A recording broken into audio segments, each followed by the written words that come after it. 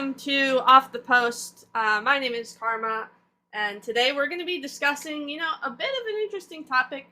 We have a special guest on today, but before that, I just want to introduce Kronovi, of course, the man, the mountain, the legend himself, joining me alongside. And today, again, our special guest, Supersonic, is joining us. He was just at the Gamers 8 event in the Middle East, in Riyadh.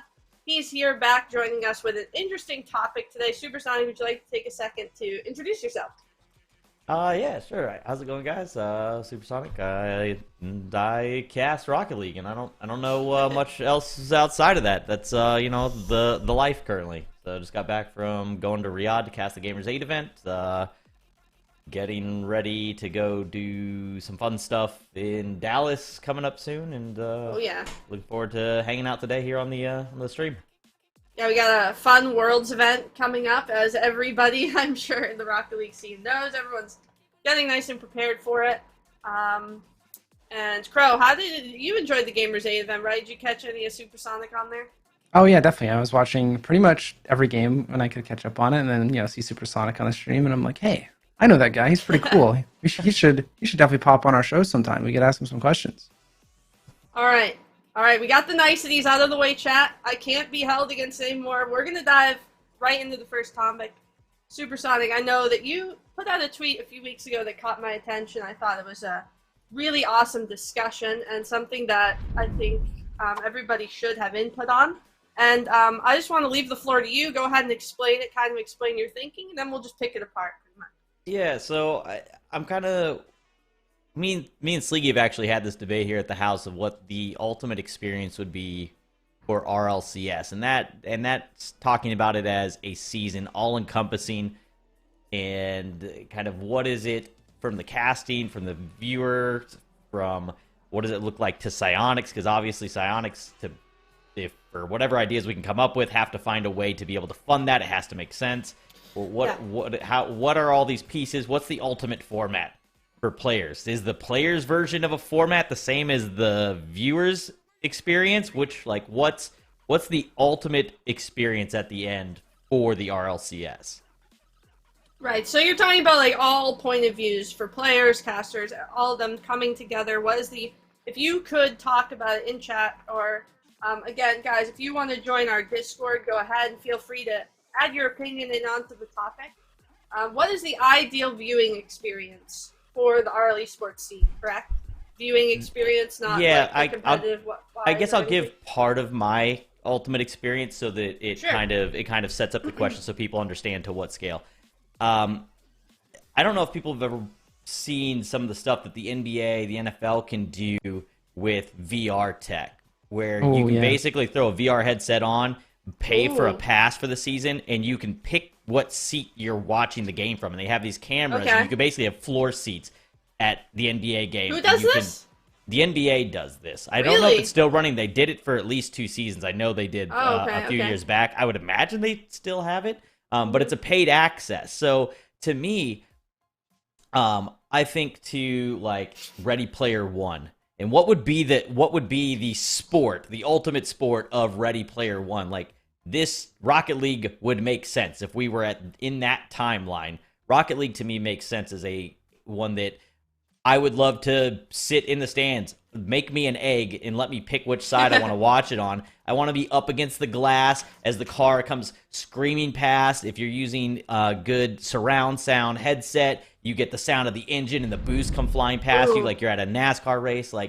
Very much what is that ultimate build out? And that's the main piece. Since I saw Rocket League Esports, I sent a tweet out, I think before I was on Rivals series, basically saying I want that. That was the only piece I had worked VR, out basically. That far. Yeah, I basically wanted to be able to go in and watch it in a VR headset in that regard, and be able to watch it as if I'm at an actual sporting event.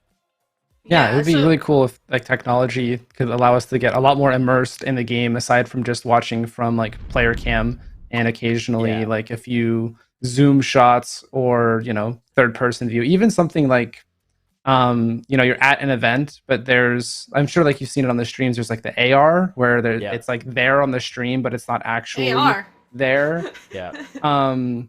It's like augmented reality. Yeah. Okay. But imagine you could get like, because I always thought the VR idea was super cool too. But if you did AR, you could get like these glasses where you're in the stands physically there at the LAN, and the players are on stage and all. But the AR glasses would let you see like the arena above them or near them, and so the cars would be, you'd have like a visual of like what it looks like, but also you could watch just like the jumbotron that's up above the event too.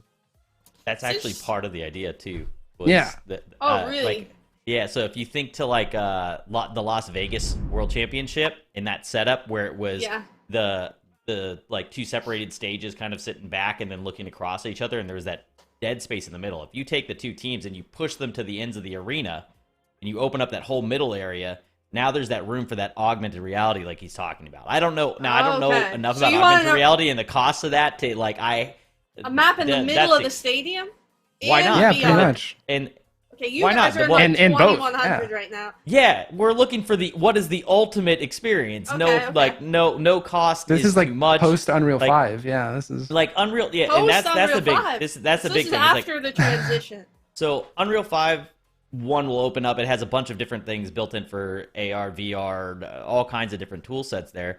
And then why not? Why not make it that ultimate experience? And you could pay like getting it to work. I don't know about the augmented reality in real time, how that would work, because that would have to pull, if you're in the stadium, I think it would have to pull direct from the game as it's going. You can't really offload it onto a secondary server, then pump and then shoot it through. For the VR, it's like if I'm at home, you can put that on a 5-minute delay. I don't care. I'm watching a VR headset. I'm not on Twitter and stuff anyways. I'm not getting it spoiled for me. But all you have to do is basically take the inputs from the game, duplicate it into a second server, and then let it rerun the inputs that just happened in the match. So you can actually run it on a delay. Yeah, they have. And it doesn't matter. The AR becomes a bit more, I think, troublesome, because I think in Arena you would have to have that. It has to be on point with what the casters are saying in real time. Yeah, and at Ball Chasing, I don't know if you guys are familiar with Ball Chasing. It's like a replay website. They do kind of have a VR replay of the game that you play in like a mini version on the website. While your replay is running, it shows like the cars driving around the field, but it's in a very small section, like this big on the screen.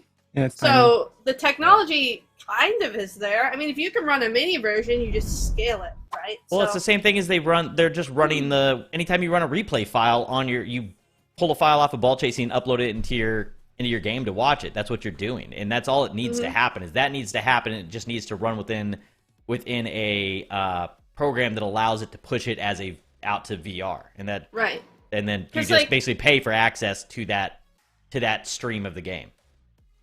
It's interesting to hear your points of view on it. You guys are like way in the future. And for me, I'm kind of like still stuck in the past, even though I know the question is like, what is your ultimate Rocket League viewing experience? Again, chat, you guys, I want to know your ultimate Rocket League viewing experiences. Like, what would you guys have that would be in the game that would make you view it entirely? And for me, it's kind of just like POV views. Like, I would really like the option to just view a point of view of a player throughout the whole tournament. I think that would be something that is easily implemented. And it's kind of like, I know it's not big picture enough for what you guys are talking about, but as well as just like coaching slots, I think those are two things that could up the viewer experience. Just little simple things. As far as for me, like the ultimate big picture viewing experience, I kind of have to agree with you guys. I think a VR thing would be really cool.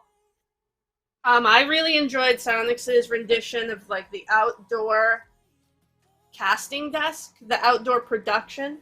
As a viewer, I really enjoyed that. I don't know if it's because it hit my nostalgia strings when it showed that from like Sports Center episodes or other sports things that I viewed. Just having that outdoor area with the sun in the background and the nice weather and the crowd like coming out from behind them and just kind of like going around the stadium, you know what I mean? I thought that was awesome. And when they had London, I was expecting like a similar type environment where the desk would be amongst the crowd and the crowd would be going around, and they didn't have that. And I think that really was probably a venue thing, but I think if they can incorporate the crowd more into shots, whether it's outdoor with the casting desk, in the background more, I think involving the crowd more at LAN events will do them well. Specifically as a viewer, I really like seeing how many people are there. Like, that's the fun thing about me for a LAN environment is you get to meet up with your comrades, you know, people who also enjoy the scene, to connect with them and have, you know, that environment. So I think like hyping up the environment is amongst like the most important things for Psyonix to do right now. But overall, generally, you guys are way ahead of me. You guys are in like 2,200. I am not there yet. I am very far behind. Well, for the short term, VR type. Yeah, for the short term, Rocket League does need to be thinking about taking these steps to improve the visuals and the feel of the sport, because I believe that, you know, Rocket League could be one of the greatest esports of all time, one of the most watched esports of all time, and it's poised to solidify itself into tier 1 and be as big as these games like CS:GO, like League of Legends, like Dota, all these big tournaments. Rocket League can get there, and enhancing that viewing experience, that viewer immersion, are all steps that other esports have already taken. I mean, I think the biggest step to push Rocket League into a tier 1 esport as far as viewing experience goes is to allow people to spectate matches from within the game. They don't have to go to Twitch. They can just click a button. That's a good point. And they can, you know, this would let you, Karma, watch your favorite player the whole time, because you could just hear the casters and jump between whatever you want to watch. You don't have to necessarily watch the main broadcast. It's still there. But I mean, CS:GO and Dota do this really well. Do you think that would hurt numbers, you guys? Like, if, say, the Rocket League stream now, like, the button only links to the Psyonix stream. So if you click that, it just goes to the direct stream. That's bing, a viewer up. If you were to link it now to a different website where you get to choose, do you guys think that that would affect viewer numbers? Or do you guys think that, you know, the margin would be so little that it wouldn't really have an impact? If you're viewing inside the game, it would depend on how they did it and how it would show those numbers. Would it hurt the numbers overall? No, the numbers would still exist there. It would just be tallied up differently. However, there is that placebo of people watching it on Twitch and going, the number has declined, and the conversation around it then alters. So there's got to be a way to very clearly show that number, to show that you're not in a decline of viewership, because that conversation can get out of control and create bad buzz around the esport. So they have to be careful about the way that they would implement something like that. I do agree, though, that I think that if you could view it with inside the game and be switching between, and they can, again, that's all that is a delay. You basically take those inputs, you put them on a slight delay to where they can watch them 30 seconds behind. It's duplicating that out. You then, whatever the delay is of the inputs, you delay out the audio to match so that you're hearing the casters in real time with whatever you're watching. That's probably the hardest part, is really getting the caster audio to then match whatever you're watching on the delay. So, if you guys were to have 3 things that Psyonix should implement that would make, like, if you guys saw the Gamers 8 tournament, Rocket League averaged like 20,000 viewers, which is great. No complaints there. But this week, they're running a Dota event. And the Dota event is upwards of 100,000 people watching, like, just this side event. It's probably because Dota only has, like, one major prize pool a year, which is the international, am I right? So them adding this one is probably, like, a huge deal in the Dota scene, I have to admit. It's considered a major. It's the Riyadh major for them. It's an official major contained within Gamers 8 for Dota. So it'd be like if we had gone to Riyadh as an RLCS major. That's the equivalent of what they're doing right now with Dota this week. Yeah, well, Dota also, for their internationals, they do a ton of in-game advertising and opportunities to fund the prize pool and get exclusive items that are some of the coolest. I remember I used to be into Dota a very long time ago, and the items that they were offering for just being involved with that tournament and just following it and just paying even a little bit of attention to it were so cool and so amazing. And so you're getting cool stuff in game, and you're also being incentivized to watch the matches. And it's kind of like this feedback loop where you watch because you want an item, but then you're like, oh, that was cool. And then you go, oh, I want to try to do what they did in my game with my cool items because I see them, you know, using the same thing. So it all just ties back to, honestly, just in-game stuff. Psyonix doing a better job of getting the players that are on the game, sitting at the main menu, sitting in free training, get them to care by basically incentivizing it, right? Like, you know, if I have to pay for an RLCS Rocket Pass, it would have to be very, very nice and not like overpriced or anything like that. but an RLCS themed Rocket Pass where you can do predictions on matches and get like points based on how well you do, all these little challenges. What if you had an idea where you watch the games, and if you watch the entire match and the team wins, that like, or you watch 3 matches of the day, you get to pick the team decal that you get in the game because you spent, 3 games watching the Rocket League broadcast. You obviously care. So I feel like if you spend time watching, there should be a point system. Right? Yeah, there should be incentives created. Yeah, they'll have to create something else because I'm pretty sure there's like agreements with the teams and how team decal monetization gets split. Yeah, that's where it gets hard. Stuff. I think that becomes a little bit more complicated, but I do believe that if they can do event-specific decals, right? If each major had its own decal, and then Worlds had its own decal each time, and it's not just let's reskin the same, champ and GC skin over and over again, and like, ooh, it sounds kind of bitter. Supersonic. It's animated left to right instead of front to back of the car this time. Like, if we could get something that's actually something solid, you could use that all year long to do something like what they do with TI, where you could use those skin sales over the course of the year to fund or add into the, say, like, okay, Worlds is going to be a minimum $1 million prize pool this year, plus whatever we generate off of the skin sales of these decals throughout the year. Now you're incentivized to also make those skins cool every single time and really make sure you're listening to the community on that side, because then you could generate something crazy. I don't know what it would come out to, but I know that like Dota one year generated like 32 point something million dollar prize pool or something like that, and that came through skin sales with the community. That's allowing the community to be a part of that, or integrated a little bit more. So Cam, if you were to have Psyonix change one thing right now, or not change, but maybe add on one thing that you think would really help the esport, what would you add? Or maybe a top 3? I mean, one's definitely. Kind of difficult. Well, no, my number 1 is 100% some kind of integrated spectator client where you can watch pro matches. You can watch, potentially they have like a featured ranked match section. So let's say that there's a 2v2 happening and all the players in the lobby are top 50. That match pops up on the front page on the title screen and says, hey, there's this match happening.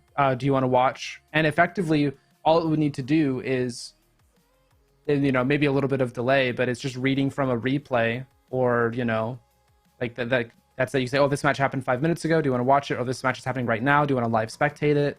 And those spectator features are probably easier to implement, of course, when Unreal 5 comes out. But I think it would just be massive for keeping people inside of Rocket League and not logging out, right? Keep them immersed, give them things to look at, things to watch, players to watch. Like, oh, imagine the exposure you could get as a bubble player who pushes ranked, and suddenly you pick up all these random fans because they saw you play on the front page of the game.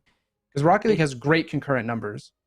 It does stuff for casters as well, too, right? If that happens and there's a 2v2 that pops up, like, and I could have been casting, because I haven't done a lot of 2s and 1s casting, so that was a very different experience for me at Gamers 8. If that had already existed and I could have gone in and just like watched some of the top 2s games for the day, and be like, okay, here's some guys that are playing in the event.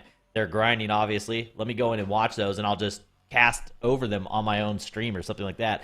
And new casters coming up trying to get experience. There's a lot of content possibilities.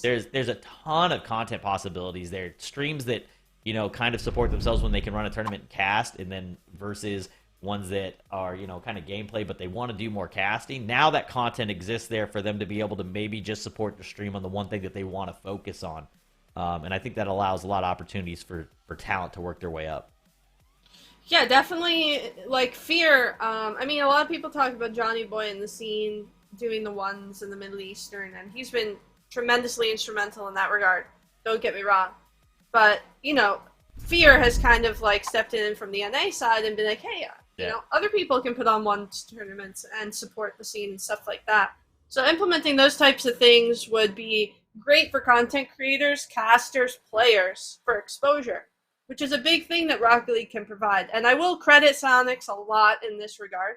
I think that they heavily, heavily invest in their community. And I think that they're one of the top esports right now that I would consider only invests in their community heavily. They invested, in First Touch. They've invested in running Nike shows. you know, freestyle tournaments, things of this nature that I think are great for the scene and have had good feedback. I think the problem Psyonix is running into right now is implementing all these changes in a smooth fashion that, you know, is consistent over time, right? So they have these events one of, and they're doing great. But like the Gamers 8 thing, and not that this is any of Psyonix's fault, is that it was barely promoted. Like, I had no idea, like, a week before the tournament when games were going on. The casting announcement was announced, like, a day before. The casters that were going there, I'm not going to name names, some of them, I went to their streams, and they didn't even know if they were going until, like, 2 days before Riyadh. So I think that advertising and promotion in general is something that Rocket League has kind of struggled with over time, and albeit they're getting better. But I think that promotion and, you know, like utilizing social media is a little bit better to get the word out there about what exactly is going on will benefit Rocket League a lot. Because I think there's some things that are lost in translation, so to speak, with the advertising point. But they do heavily invest in their community, and I think that they are doing a great job of that, better than any esport. Real quick, before we wrap up this topic, I wanted to ask you guys, Cam, you briefly mentioned that you think Rocket League can be a flagship esport in general, and I've had that argument for a long time on my stream, talking about how it can be flagship. Can you briefly explain why you think that Rocket League, if given the correct, you know, like method, can overtake some of the other esports, and why?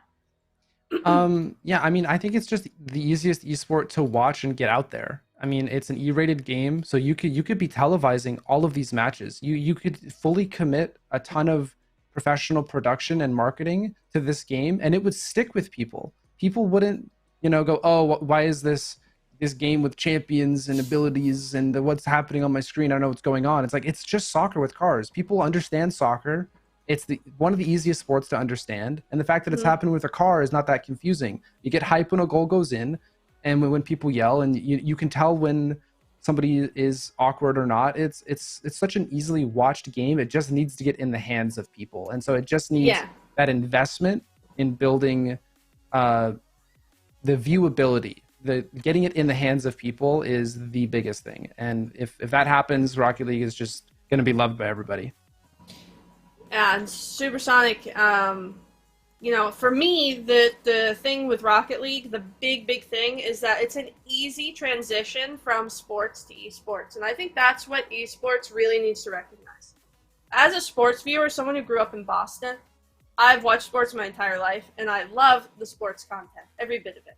Athletes, etc., all down the line. So I think that Rocket League is in this really unique position where sports fans can easily wrap their mind around it and get behind teams, and it can introduce them to the esports world. Is that something that you could see happening, or is that more, you know, am I kind of out on the limb here trying to make a stretch? If we were talking about any other esport, I'd be screaming like internally as you were saying all that, but it's so close in the way that it's watched, the way that it's talked about, the way it's casted, and everything to traditional sports, that there is a lot of overlap. And a lot of that stuff makes sense. We have to have our own separation, obviously. Like, you know, our casting style is different. Our extra content and stuff like that's going to be different. But I think that it is the perfect kind of transitional, super easily understood. It is, if you've watched any sport ever, I don't care if you've watched soccer, football, anything that you've watched that's it's team-based, as soon as you see it, you're going to understand what's going on. It's going to take you about 30 seconds. Maybe you have to get used to the fact that we're going to snap from camera to camera, right? But like that's the hardest part to get used to. Is you have to watch long enough to understand why we're changing cameras and what's going on there. Once you have that, you have the entire picture. You've got the casters, like sports style casting. You've got team-based play. It looks like a hockey match. Like it's Yeah, it's something that sports have mastered, is that they have, like, one POV, right? Like, when you go to a hockey game or a football game and you watch on TV, it's pretty much one POV, and when they switch, it's kind of chaotic. It's like, dude, I hate this camera angle. It's garbage. Go back to the original one. And Rocket League and esports in general, that is something I think that the transition is a bit of a struggle with, is that is a different element, the constant switching, different plays, the individual abilities. You have to have somewhat of an acknowledgement of what's going on. But I think Rocket League is in that spot where you don't really need to know what's going on because it's visual. And sports are visual, and you can get a sports fan to watch a Rocket League game and not hate their life. Whereas if you took a sports fan and you threw them into a League of Legends game, they'd have no idea what was going on. And, I think that League of Legends is extremely entertaining when you understand what's happening. But the problem with esports in the general populace is that you have to understand the game in order to understand the esport. And I think Rocket League is this perfect middle ground where you have to have half an idea of what's going on, but in general, it's very visual, it's very easy to understand, and it's a really good bridge for sports fans and esports fans, and that's why I think it would be the perfect flagship program for esports, and why I believe so heavily that it can be like what esports aims towards, and to bring people from that regular sports movement over to the esports side, other than just age and time. Because age and time are like the mega things, right? The younger kids as they grow older, Somehow you want to try and get the people that aren't a fan of esports back over to that side as well, and I think Rocket League can do that. But anyways, we've been talking about this for a while, so we're going to switch to our fun segment that is mainly predicated around Supersonic, which is 10 questions with our guest. So, Supersonic, we're going to put you on the hot spot a little bit, me and Cam. Okay. And the idea of these questions is that they're somewhat rapid fire. It's not like one-word answers. You have about a minute to discourse between me and Cam. Minute, 2 minutes, and then we'll just bang. We're going to switch to the next question. Okay. So, first question is the very basic standard question. What drew you into casting / Rocket League / esports? Is this the first game you've cast? What drew you to Rocket League? What drew you to casting in general? It's kind of a new thing, and I'd be interested to hear your thoughts. So no, not my first game. I started in a game called H1Z1. Oh yeah, when the it OG. Was, when it was the BR that set the standard. Went in and I played as an IGL on probably for a brief moment, maybe a top 5 NA team as the IGL, and we had an agreement with Daybreak that basically said anytime they gave us a whitelist server, but they said anytime you run a game, scrim, anything happens on the server, it must be broadcasted on Twitch. That was their agreement. You don't have to pay for this, but they'll hook us up with a server. So we were gonna run a tournament, needed scrims, but the other caster that was gonna be casting it to make the whole thing function was moving back from college and celebrating Ramadan or something, so we couldn't run it. So I stepped in and said, I'll cast, and we'll, I'm typically in, and at that time there was no spectator camp, so if you died, you were just kind of out, so everybody had to be able to IGL, so we just threw our sub in. I went and casted, but I was the first person going from that level of play into casting, so people really kind of took to it because I was very much talking about the game as if I was IGLing whatever team we were currently viewing. And people liked that, and I played with enough of the guys that I knew enough background information that I was able to kind of make it fun. So I went into casting and realized I can go get paid at every event and get to travel and see my friends for every event. I don't have to qualify. I don't have to do any of this. Yes, sign me up. Yeah. So I jumped at the opportunity. I casted everything I could. I was casting, 6 tournaments a week and doing a podcast like this every Sunday. So I was doing that 7 days a week for 2 years. You're grinding. For 2 years at the start, and ended up getting to go to the TwitchCon events with them and everything. DreamHack into Sweden. You just fell in love with the esport. I fell in love with the game, and I fell in love with casting and got to do the H1PL. And then H1PL came to an end, and the Las Vegas World Championship for Rocket League was happening, and I'm signed with the agency CSA, Character Select Agency, which represents the majority of the North American talent on RLCS. Shout out to Andrew. Woo. Yeah, shout out to Andrew and Kurt, my boys. And they basically hit me up and said, hey, do you want to come down? We've got a photographer down here doing headshots for anybody that's in town. Since you're local, come check it out, and you can hang out and watch Rocket League tournament. And I had played Rocket League for the first time 2 days before that. Wow. In a show literally match blind. in a show match on stage at Esports Arena. They asked me and 2 other my two roommates who were both casters in H1Z1 as well to come in and play against the Fortnite players in a hockey show match of Rocket League. So I touched the game. Okay. I came in, touched the game for the first time. Ended up winning on stage there, and it was just such a cool experience. Like over the course of the 3 matches, it was a best of 3. I figured out the controls. Ended up installing it that night. Walked in, and I walk into the arena to everybody like doing the bow and chanting "squishy." And I just walk in. I was like, I want to do this. And I literally looked at Kurt and Andrew. I was like, I don't care what it is. Like, I'm going to be grinding the game. Let's make this happen. And I spent the next, I think 10 months. I put in 2,000 hours in 10 months, something like that, just grinding the game because I knew if I was going to cast it, I wanted to have at least some level of understanding. And I I had just touched GC. Didn't get my rewards, but I made it into GC and then fell out of it. So by the time I made it to Rivals. Okay, that's really good. Cam, did you play quickly? Did you play H1? 4 or 5 times. BRs are really not my arena. You missed out, bro. BRs are just not it. I'm sorry. I don't even think BRs are an esport. Okay, remember? What? Oh my! That's a bold statement. I know. My heart.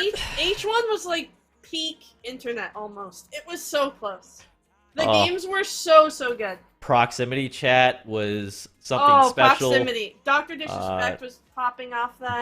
Doc started over there. Me and Doc used to have back and forth all the time because I'd go out to the dev studio and do their community. They called it Community Outbreak, and it was their their podcast that they would do with the dev team. And I'd go out and do that, and then Doc would sit there and watch it, and then trash talk me on it on his stream, so then I'd have to go clap back at him, and I used to have these back and forths. He's awesome. He's a fun personality. Yes, Doc. You got Summit. Everyone, CDN. Everybody. I loved that period. Ninja won a couple early in that. Yeah, that was a great period in Twitch history, I think. So I was curious, but you mentioned something I wanted to touch on very quickly. You said you wanted to grind the game for casting purposes. Can you explain, what are you looking for in a game when you play it to cast about? Or, what's the purpose that you're going to be playing for? Because you said you're playing for casting, and that's interesting to me because I'm someone who just plays, to get better at the game. Yeah. So I just wanted to hear, your thoughts on that with it. One, I really enjoy the game, so playing to get better is also a major reason why I was playing. I don't think I've ever been able to play a game strictly to cast it, but I was playing this one with the intent of I wanted to cast it, so I needed to have some level of understanding, right? And because I was trying to go very quickly in what I was doing, I was mainly looking at things from a can I read the field at the goal line, and can I get to a point that I understand, even if it's a mechanic I can't complete, do I understand what my thumb would have needed to do? I may not be capable, but I need to understand at least some way to articulate what occurred there or the difficulty of what occurred. If I don't understand that, I'm never going to be able to match what that energy of that moment is, right? If it's something insane and I have no concept that was actually crazy, guy does a triple flip reset and I don't know what went into that and just how difficult that is, I'm not going to portray that correctly to the audience, which can really kill a moment. So it's mainly for energy levels, understanding what's good in a game and what isn't. It's to be able to tell the story accurately, right? Whether that be within the energy of what my voice is to carry the energy, or in the actual words that I'm choosing to say in terms of telling the storyline as a whole. It can be both of those things. And the best moments in the sport is when those things combine, or if you can just get full energy. Obviously, the number one call within Rocket League. I mean, if you go back and you ask Shogun about it, I'm sure he'll say that it's probably not his best call ever, just in terms of vocabulary, things that he was using to describe it. But it really, the energy. He probably hates it, knowing Shogun.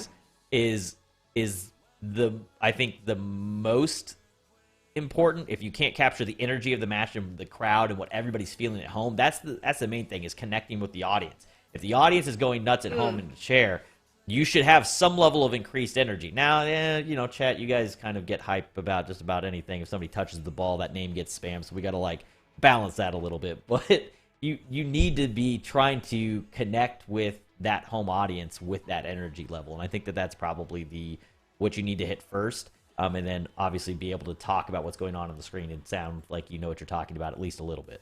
Yeah, I mean, not a lot of casters do that. Some of them are like, mid-rank, like diamond or lower. Taking the time to learn that and be invested to that level. Yeah, massive props.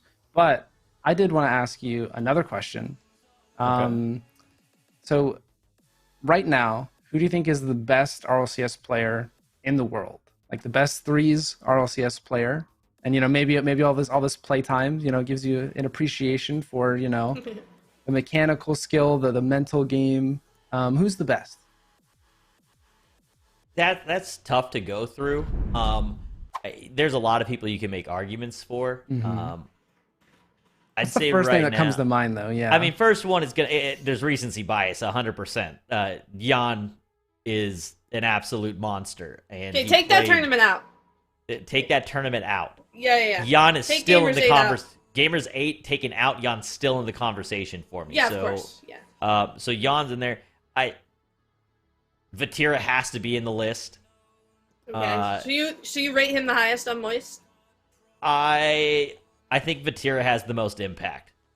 Okay. I think that any one of those three you could make an argument for any one of those three to be in the conversation, but I think that if you're going to sit there and you really start to like break it down, I think Vatira's going to be the one that would rise above the other two for me if we did like an extended conversation. Mm-hmm. I can't throw Gamers 8 out. I can't do it. I'm sorry. I'm so high. Okay, fine. These are the rules. This is not a free for all. I'm just so high on the Jan train right now. I know, but that's why I said to take it out because I feel like the answer is Jan, and I don't want to give you that escape. It's too easy. It's like, oh, it's just Jan. He just popped up. No. Yeah, we're getting down to the bolts here. I think I give it to Vatira, and then the other side of it would then be my heart then goes 100% biased and it leans to like somebody like Beast Mode. And I think that's just Calm being in my ear and talking to him often enough where he's just telling me, Beast Mode's the best player in the world. And he is. And getting to watch Beast Mode play, and as he's gotten more comfortable and everything since joining the team with V1, guy's just a monster. But yeah, there's definitely a little bit of bias in that selection. All right, so you said Beast Mode, Cam. I think we got our answer. Yeah, pretty much. I mean, it was a hard question, it being RLCS focused only. But I mean, speaking of questions, taking words out of his mouth. That's fine. Yeah, no. If you guys also want to ask, Space or Supersonic, the S's, Supersonic, or any of us, any questions, you guys can always click the link in chat for the Discord. You guys can ask anything. We can pull you up, and you can get your question answered by all three of us. So definitely recommend doing that. But yeah, do we have somebody right now, actually, we could bring up? We do. We have a caller on the line, Supersonic. We have Darren X, he's got a question for us about Worlds. So we're gonna drag him in real quick. Okay. And he's just gonna pop up. Darren X, are you there? Hello, I'm here. How you doing today, homie? I'm doing great. How about you? I'm doing good. Thanks for calling in. And where are you calling us from today? I'm calling from Sweden. Still in the Swedish mountains, I see. I am. All right, what you got for us? Okay, so I want to know a little bit something more specific about Worlds this year in this event. I want to know what you would like to see specifically, like in a specific matchups you would like to see this year, or if you want to see something specific from each player, or a specific, something more. Can be both general and can be both match specific, basically, if it makes sense. So you're saying who we want to see like perform well, maybe, and then a matchup would like to see? Yeah, exactly. Yeah. Okay, cool. All right, Darren X. Any other questions, real quick, before I let you go? No, not at all. I just want to say thank you for all the work that you have done, and it's really entertaining to watch you guys do all these podcasts, and I can't wait for the next one as well. So looking forward to it. Awesome. Thank you, Darren X. Thank you. Have a good night, bro. You too. Bye. All right. So that perfectly actually leads into one of the questions I think, Cam, you were about to ask, which is, Close. Well, like what yeah. matchup would you want to? Cam's question was like, what matchup you would want to see for the finals? If you could pick 2 teams for finals, who would it be? And Darren X, he wanted to just any specific matchup. Is there something you'd like to see, or a team you'd like to see perform well? I'm gonna jump in right now because I have a hot take. It's not really that hot of a take, but FaZe for me has pissed me off the entire season. I've been like really happy when this FaZe roster. I love Cypical. I want First Killer to pop off. AJ's been grinding since I started coming into the scene. The kid's been here forever. Okay. When are things going to click for them? I've been waiting patiently all season long, and every single time I'm like, okay, Gamers 8, this is their format, baby. 1v1s, 2v2s. This is all I hear about is First Killer and AJ when I hear about 1v2s. I'm like, okay, let's see it. And then they bow out early. They bow out early in the major, and I had them winning Worlds. Winning! And now I'm like, dude, what am I supposed to do now? Anymore. And then, so my big thing is FaZe with a giant red circle around it, and I don't know what to do about it. Like, so that's my rant about FaZe, is that I'm just sad. I'm a FaZe fan, and I'm sad. And they went up for sale for stock. And after this season, I was like, you know what? I am not investing right now. You can take your stock, get out of my base. Yeah, on a similar note with disappointing teams, I think for Worlds, the matchup that I want to see most is between the 2 teams that should be good and aren't right now. And I want to see Energy versus BDS. It's a rematch from the last time that both teams happened to be playing well. The classic. But honestly, Energy BDS for an elimination match would be really hype for me. Like, winner stays, loser goes home, who clutches it? Because both teams really need a miracle right now. They just have not looked good recently. Yeah, both teams have a big question mark. I would love to see the rematch. For me personally, I want to see the rematch between V1 and Moist happen, and V1 get another crack at that. Yeah. I also would love to Furia Team Falcons. The Gamers 8 matchup was nuts. The storyline coming off of that. Does TRK and Ahmad bounce back? I mean, they were devastated at the end of that series. Are they able to get through that mentally, come back to go up against the team that took them out? Like, I think that there's a lot of fun from the recent event that will carry over storyline wise into that can make that matchup really fun.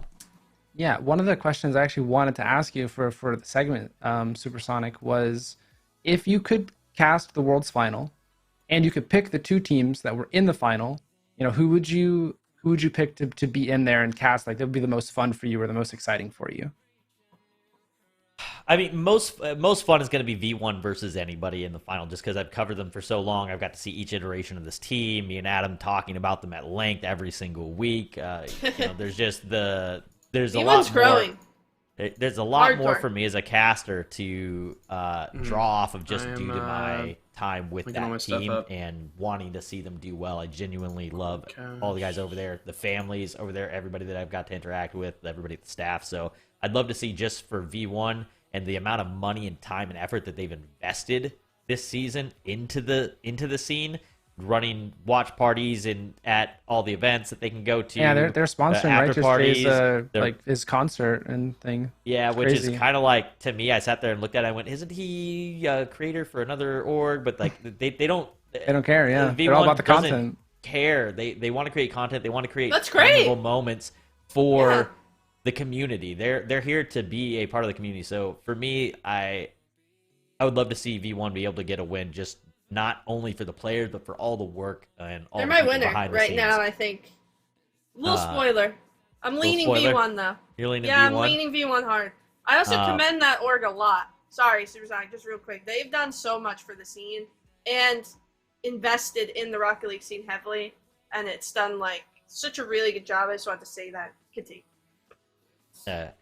So them versus, I'd love to see it be,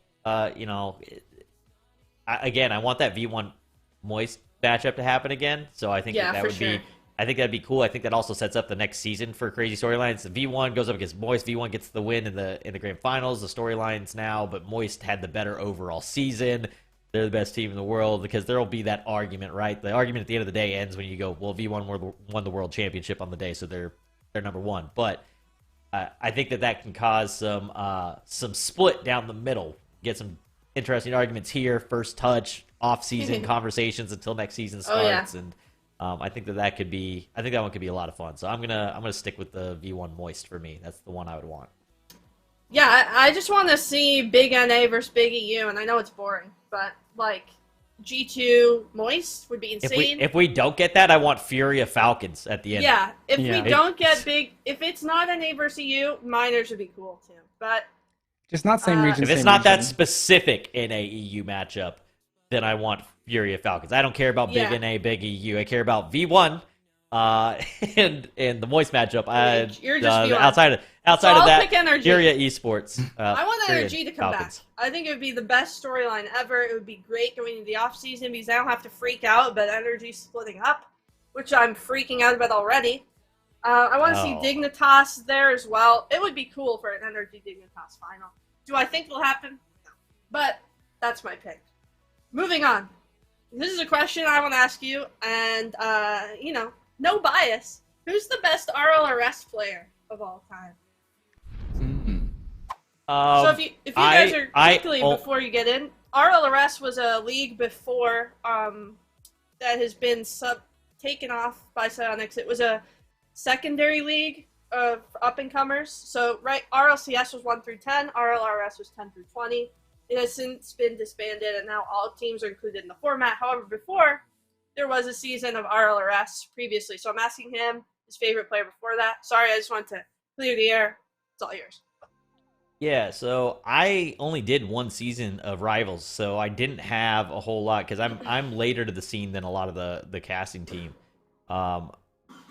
Monkey Moon absolutely had a dominant performance that season that I got to cast. I think he had like almost a 1.4, I want to say, octane rating for the season. Wow. Something he was like wild. That. Yeah. He had an insane one. He was averaging, a goal a game. I think he was close to a goal, an assist per game, multiple saves. He was getting four shots, somewhere around 4 shots a game, and his shooting percentage was still somewhere in between like 29 and like 32 or something like that, a respectable number. And some of those shots were insane highlight play type shots. So he just kind of popped off all season long for his squad over on the EU side of RLRS. RLRS player? The best RLRS player of all time? Yeah. I think it's got to be Justin. It has to be. Justin. His come up season was so good that Energy were like, we need him right now.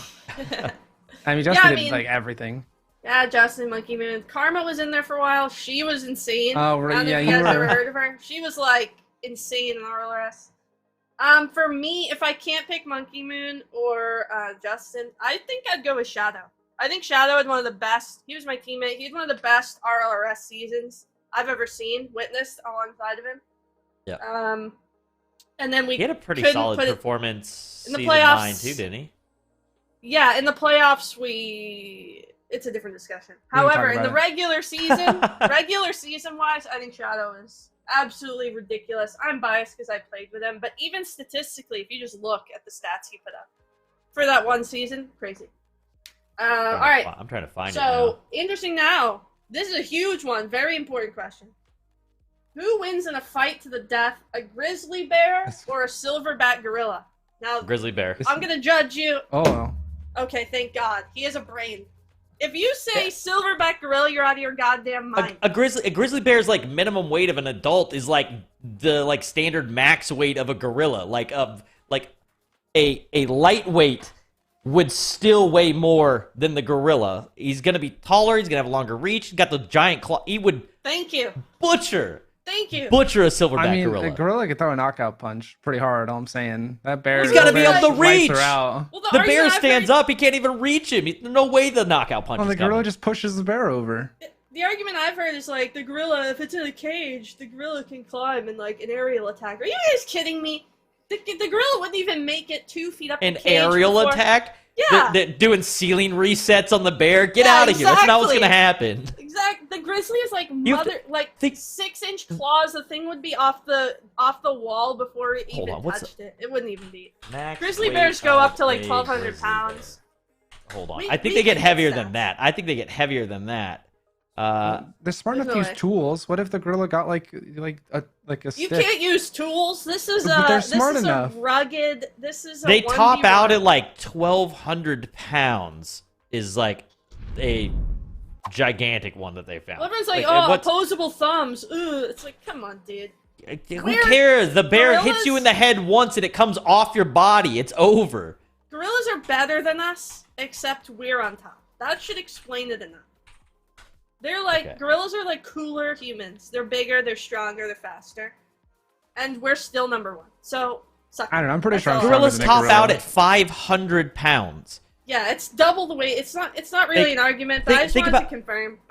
One last thing on this. Think about this in like boxing matches and how we in like UFC, things like that, how we look at weight advantages, and if you take like a heavyweight guy and put him up, like it would not be even close. The weight, thank you, like it's so disproportionate. Google has answered it. That's a bias study, obviously. Cam, superior muscle, surprising speed, evolutionary arm. Yeah. There's no way you pick a gorilla. I'm sorry. I just want to give the gorilla more credit. Okay, I feel like he's getting slept on.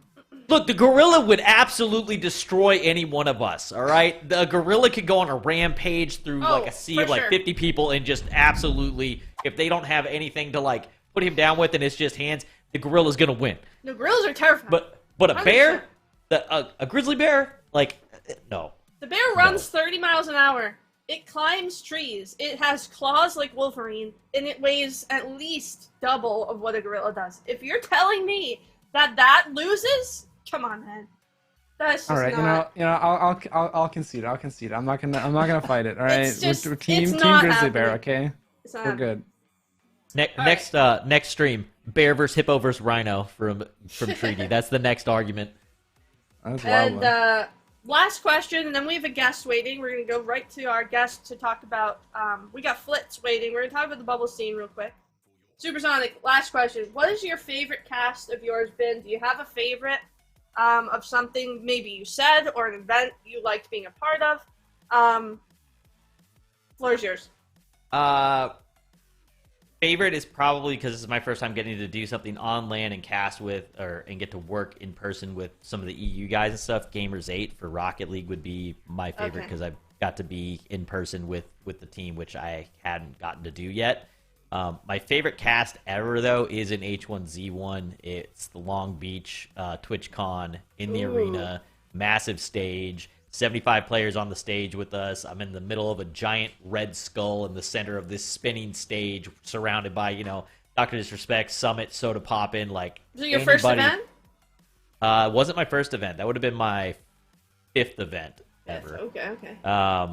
And it was insane. Players on the stage are wearing shoulder cameras. Soda Poppin' screaming across the stage because he somehow killed Doc, which never should have happened. I saw that. Yeah, I remember that. We've got a packed stands. They're standing room only that are like literally. If I had to like in an intermission get off the stage to go to the bathroom, I had to walk through a sea, which was basically the crowd. It was a 360-degree stage with people on all sides of it. It was just a really cool experience getting to sit in the top center of that and kind of see everything transpire. And as like people get eliminated, that stage setup is like I can turn and twist and like I know where they're seated on the stage and I can immediately say like here's what's going on with that player. I can see his face, the reaction, like they're laughing, they're sad, whatever. Like it was a really cool kind of special setup there. That sounds incredible. Yeah, I would have loved to be at one of those H1 events. H1, they fumbled the bag a bit. They had something special there, and it was. It's not a they. It's not a they. I'm not going to say a specific, but it is a he fumbled the bag. They did not fumble the bag. He. I blame one individual, and I'll leave it at that. All right. Well, anyways, H1 favorite event. Riyadh, your favorite casting event. So that's really cool. Did you see any sand dunes? Like in person? Did you get to go to like? I did not. I didn't get to make it out because the area that they went to, I think Musty and somebody went out there, but it's about a 2.5-hour drive from the venue. They have this thing called the Edge of the World, and it's basically it comes up to like a flat cliff side that comes down, and it just looks out into the sand dunes, and it's kind of like going and like looking at an ocean, but you're looking at just like endless. Like sand, yeah. So same kind of thing, but it's supposed to be really cool. We just didn't have the time. The casters didn't have the time to make it out there. Awesome. Well, I might have to go back and watch that H1 event again for some nostalgia. And check that out. I think it was 2017. I think. Man, that doesn't even seem long ago now. Holy! I had someone in my chat today 5 years that ago. was a 9-year follower. I was like, holy crap! I've been doing this for a long time. I've been going for just about 8 years. I think I started as streaming and playing the game, and then I switched to full-time casting and have been doing it now for like 7 years, which it doesn't feel like that at all, but like it doesn't. Like I can say I'm a 7-year veteran of casting exclusively for a living, which is when I talk to people, I tell them that I've been in esports for the last 15 years, which is wild because MW2 came out in 2009. Yeah. And I've been in esports before then, so time flies. And it's crazy. But today we do have a special guest today, Flitz. He's a really good Rocket League player. I don't know if you'd call him a pro or semi-pro, either however you describe it. I think he's a professional player. He just went to the Gamers 8 event. He has been vocal on Twitter about tags for bubble players and the bubble seed. So we're going to bring him in, and we're going to talk about a little bit. And Flitz, are you there, bro? Hello. Can you hear me? Yeah, I can hear you. How you doing? What's up, guys? You're looking good today, Flitz. Yeah, I know. Is that a new shirt? Yeah, brand new one, straight out the laundry. You know, looks good, bro. Thank you. It matches with the keyboard. I know. It looks comfy. Had to come fit it up for this nice podcast I've been invited to. So. Yeah, your coworker went a little bit harder than you did, but I respect it. Yeah, I don't know. I just went simple with the shirt, but thank you guys for having me. I'm glad to be here.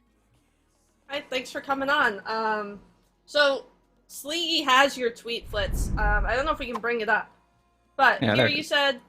The tag system is the best and unique way for players to share their achievements. Hearing Psyonix will give tags to only the top 2 regional teams and major worlds teams feels like they're going to neglect the best feature that no other game has. Makes top 16 placing obsolete. Would you mind explaining a little bit of that to people who don't know or are unfamiliar with how the system works? Yeah, certainly. So Rocket League, many games have different tags that they'll give out to based off accomplishments. But one thing that I think Rocket League does very well is they give blue tags to blue tags to RLCS players that place well in these events. And generally speaking, they've given blue tags at the end of the season towards the highest placing teams. And generally speaking, like last season, places 9 from 16 got a contender tag. 8 to 3 was an elite tag. This is for the majors, right? Well, they would give tags to at the end of the season and also for these events. See, with this open circuit format, it's a little bit different since it's not quite a league. But recently, we've heard that they don't plan on giving tags to the end of the season and instead only plan on giving them to the top 2 in the regionals and then any teams that make major and worlds. But I think that this might not be the best idea considering last season when they were giving tags to these teams placing 9 to 16, it gave them a little bit more to fight for. You know, because a lot of people say, well, you know, maybe it's, you know, they're playing for the money, but a lot of people are playing for that prestige. And also with this open format, you don't really have a definition of what a pro team is. So a lot of people will consider top 16 like to where you draw the line of what a pro team is. And so I think without giving the tags and like showing where these RLCS players, like where the line is drawn, I think it's very hard to kind of grasp exactly what a pro team may be considered. Yeah, I mean, when you're a player who's on the grind, you know, you're inspired to go pro, to stick all your hours in Rocket League and be the best. You're aspiring to be better every single time, and getting even just the contender tag is proof that you are getting better and you have something and you can continue 100%. to work on it. You know, it's like a dream for players to just get any blue tag and then step up from there. And even tags like, you know, at events like these elite tags, they can proof that you were there at the LAN. These would be gone as well unless you placed insanely well. So I think it's a very weird move for them. Really, those are gone too? Well, if they only did top twos, like stuff like, you know. But is it top two just for regional, and then majors always get it, Flitz, or is it just top two regional? So for RLCS specifically, when it comes to regionals, they will and still plan to only give tags to the top two in regionals, at least from what we know of. So they only give it to regional finalists and regional champions. As far as major and worlds, if you just qualify for that event, you get a tag, which I think is a good move. I think if you make a major, you should be able to show that. Because last season, when it was just all online because of COVID and stuff, they only gave major tags to elite and above, so top 8 and above. Like when I was subbing for the Pittsburgh Knights, they made 2 of the majors, I believe, and both of them they got top 12, and they actually didn't qualify for a blue tag, which, you know, kind of sucks. I mean, maybe it's a little biased because I'm on the team. I mean, but all that work for nothing to show for it almost, you know? Exactly. Definitely not biased. Come on. And then when it comes to, you know, non-RLCS events, generally speaking, what they've done, and I have plenty of examples off the top of my head, is they'll only give tags to the winner of these major events. A great example, the X Games. In my opinion, I think that was the coolest tag they've ever handed out. And there's only X Games champion, which was given to NRG, obviously. But that was a very big event. We've never had X Games is a huge brand, and there's a really good tournament they ran. And they only gave tags to one of those teams. And so I'm thinking, you know, with this Gamers 8 tournament, with the biggest LAN that RL has ever hosted, are they going to do the same thing and only give Furia a tag? You know, I'm not asking for a tag myself. Obviously, I'd love one because I was there. But I think only giving it to the champions of that event, I feel like that's, I don't know. I feel like there's no point to not give it to some of those other teams that fought there. I mean, what about Guild, who got second? They had a great showing, and they have almost nothing to show for it. I mean, what are they worried about? Like, is there going to be a tag at all? Is my question. Yeah, we don't even know that. That's what's crazy. I feel like their communication as well has gotten a lot worse recently, which really sucks to see as a player. Yeah, and not that this is the same thing. However, I remember when I made RLCS, the fact that my org got to put a decal in the game was, like, insane to me. Because then when anyone played Rocket League, right, that I was explaining it to, it's like, that's my team. You can buy my team from the game. That is insane to me. And I think the blue tags, correct me if I'm wrong, I felt the same way about them. It's like, I've put in all this time into your game, and I have, you know, promoted it, marketed it, etc. in terms of, like, you know, streaming, all this stuff, and then played in your tournament and stuff. And it's something about, you know, it's like a pride thing. It's like, yeah, I did so good to get to this point that I have this tag, and I want to show it off so that when I'm playing in ranked, I can be proud of my performances, because in the bubble scene, there isn't really much to be proud of anymore. And I'm not really calling Psyonix out here or anything like that. I think it's incredibly difficult, the transition they're in, to go from RLCS only to now a format that is encompassing of everybody. But I do feel like there needs to be something done for the bubble scene, and if you're taking tags away, that's kind of like the binky of the bubble scene. Like, they've been, you know, since RLRS has gone away, it's been kind of rough for them, because sponsors or teams, it's very difficult to find an org to allow you a platform to continue and progress as a team with the current setup. It's very wishy-washy, and tags allow players that element to be like, yeah, I did so good that I made this. And it's proof that you're worth investing in, right? Yeah, and it's proof you're I have doing potential good. That I'm improving. Exactly. Yeah, I mean, what's the downside to giving out, you know, as many tags as they have in the past, or even just having more? Like, are we worried about tag inflation? Well, it's like, yeah, it's kind of like a brand releasing drops, right? I would equate it to that. It takes so little effort to put that out. And this is actually that's my thing, is so little effort to generate a tag. You there, Sleevers? Yeah. You want to chime in? This is something I think I can provide a little bit of insight as well. We were talking about this the other night. Went through like a similar process with trying to get CRL analyst tags for all the B-Stream work. Like it took a long time just to kind of convince them that we even, like, quote unquote deserved it. And then after that, it still took a year after that for us to, like, even get them. And I think part of that is, from what I understand of their system, is they have a titles team. So it's like a specific internal team that all they deal with is titles, and no one else can really touch them. And from what I understand, that team is, like, they don't just want to give out titles willy-nilly to everyone. Like, they're kind of more closed-guarded on how they want to hand them out. And I think that's a lot of the problems with, like, giving out the titles. Because I think for most people, like, I mean, how many people are even getting titles, right? Like, it's like I think it was mentioned, you're not giving out hundreds and hundreds and hundreds of titles. You're talking about maybe less than 100 that you're going to be giving out. Like, for me, it's really weird that it's being somewhat gatekept. It almost feels like to me. Yeah. It's literally your job to do titles, and you're trying to find a way to do less titles. Like, your team's job is to do this one thing, and you won't. I still have not received the RLCS title for RLCSX. Wow. I don't have it. I mean, the secondary what and third title? in the caster titles. Oh, the caster so I don't. titles, So I don't have the RLCS analyst title, though. The team above and the team on the streams below got them. Like, I don't. If I don't have it, I'm assuming F Dot doesn't. Spaceman doesn't. I think the other guys got bumped up onto the main broadcast, so they have it now. But you just weren't deemed worthy. Like everybody so around me, behind me, everything. Yeah, and I've given up even attempting to ask at this point because it's just like it's whatever. It's like, the RLRS analyst title. There's less of those out there, anyways. So I'm it's just like gonna a rock little that one. pat on the back, right? Pretty much from the game. It's like, hey, we recognize that you're doing great. Here's a title. Like, keep going. You know, I feel like that's such a simple cost less thing that Psyonix can do that just keeps the morale up in the bubble scene.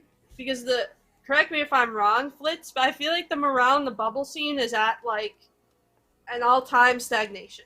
Like there's not much, like scrims are canceled all the time. At least from my experience. It's so bad. Orgs getting into the bubble side, it's really hard to concretely explain to them what your role in their marketing objective is. If you're a team that wants to be signed and you're like, hey, we have this result, this result, this result, it's really hard to explain to them, like, consistently, we're going to be performing into these events. And I just feel like the bubble scene needs something. And to hear that the bubble scene is being taken away from, in terms of, like, the blue tags, seems like for lack of a better phrase, kick in the nuts. Yeah, see, even with this whole, like, taking away the tags thing, this affects more than just the bubble scene. Like, one example I put on Twitter is LJ of Oxygen. LJ's a good friend of mine. I think he's very good at this video game. He has one blue tag. LJ's ridiculous. Oxygen placed top 6 in 3 regionals back to back to back. We're pretty much one series away from making that major, and with them taking away the tags at the end of the season, Oxygen has absolutely nothing to show for their performance. They have no tags from this season, even though they had an incredible run in the winter split. Even in spring, they didn't do too bad. They finished, I think, 7th overall in North America.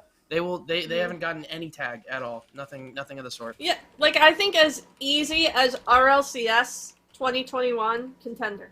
That's it. You made the top, or it could even be segmented into, like, winter contender.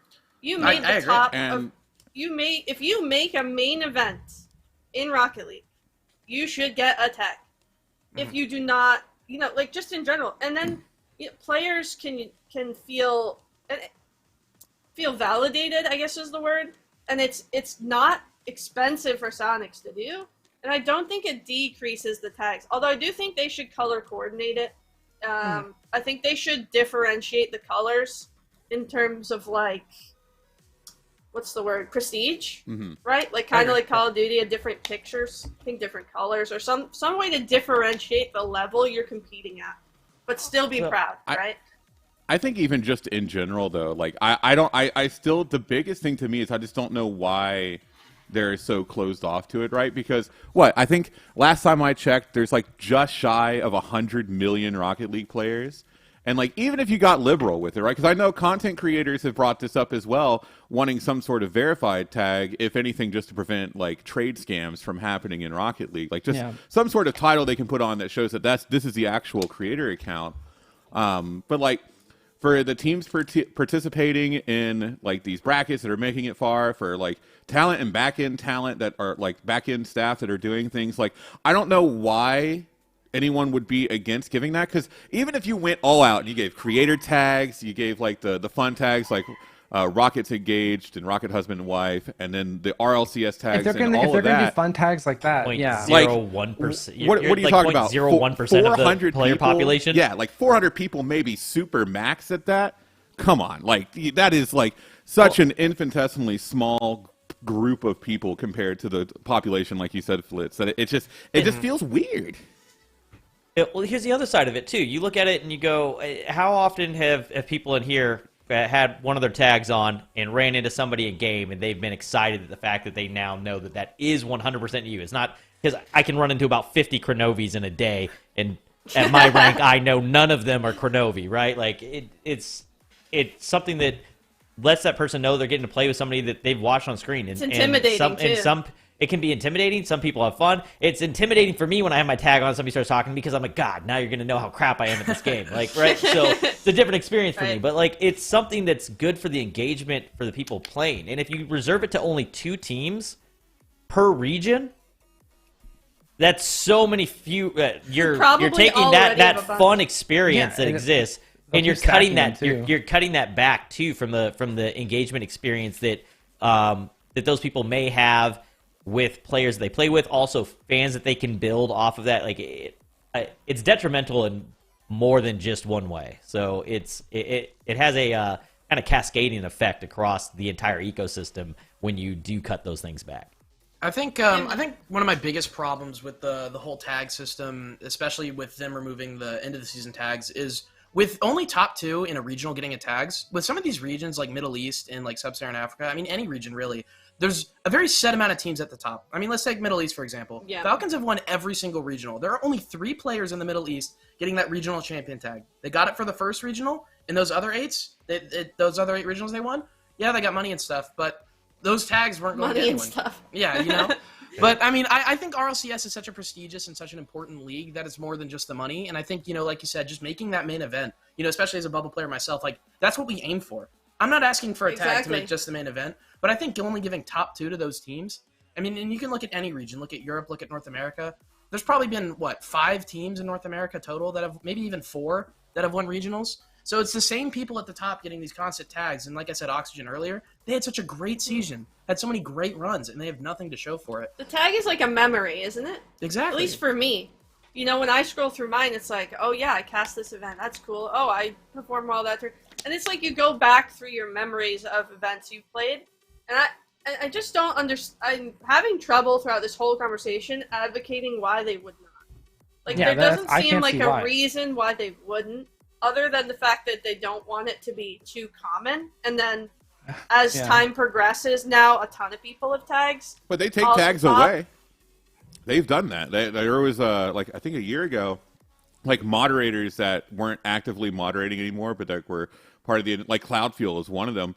Like, the moderation tag was taken away. So, like, they will take them away as well. So it's like, if it ever gets to a point where, like, if you give it to a content creator or someone and, like, they don't fit the criteria I don't think they should get them. Like, you can always remove it. I don't think content creators should get tags, really, unless they perform. I think the tag should be competitive only. But, like, if someone competes in, like, a freestyle tournament and they win, then they should get that tag, etc. So, like, the hard part. Sorry, keep going. No, go ahead. The hard part with the content creator, I think there should be something that indicates a content creator as a verified account and stuff. Yeah, that should be flags, though. But the problem is you then open the door, whether it be tags, flags, whatever. The problem is that you then open the door of, and I think that this is probably why it won't happen, is that you're then saying Psyonix has to come up with a metric that determines whether you're considered a content creator to them or not. Yeah, that was my follow-up question. Which becomes feel bad. Yeah, what would I have to do to be considered a content creator? Stream your game? Like, that's why I don't think content creators should get tags. Because then it becomes like Twitch giving out partnership kind of argument. It's like, oh, sorry, you didn't make it this time. Good luck. If you could just resubmit an entire resume and reasons we should partner you again with Rocket League. And then that whole system's just, it becomes convoluted and it's really hard to articulate. And it's going to be a lot of feels bad if they do it. The reason I don't think content creators should have the tags isn't because what I think they're doing is non-significant. I think content creators are the platform of your game and are intricate and growing. However, that's the issue you run into is, where does it end? You know, do you have to have X amount of followers to get one? Do you have to have X amount of... And that discussion becomes difficult. Whereas in a competitive environment, you have this tournament. Did you make it or did you not? And if you made it, you get the dang tag. If you don't make it, sorry, you'll get the next one, and then maybe you can get it done.